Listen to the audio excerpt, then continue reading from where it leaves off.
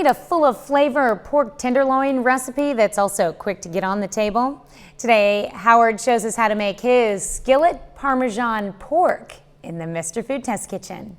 If you're looking for ways to get dinner on the table fast, I mean really fast, nothing beats pan frying. What I like about pan frying is that it helps seal in the juices while allowing the outside of whatever you're cooking to get nice and crispy.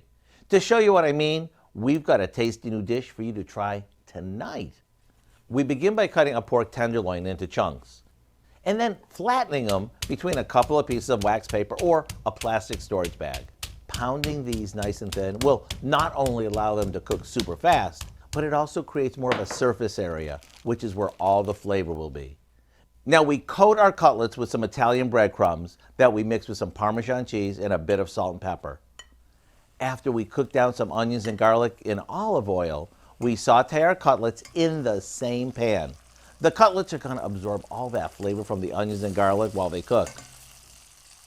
In less than 5 minutes, when the breading is golden and the pork is cooked through, it's ready to serve. And although this is crazy quick, don't think for a minute that it's going to lack flavor. No siree.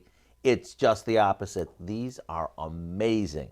To get the recipe for what we call our skillet Parmesan pork, all you have to do is visit our website. You know, this is really tasty. I'm Howard with Kelly in the Mr. Food Test Kitchen, where today we found a one-pan way for you to say, ooh, it's so good. Feel it? Tasty. Yeah? Second plate? You can find this recipe along with a lot more good food from the Mr. Food Test Kitchen online. Just go to our website at KOAMnewsnow.com.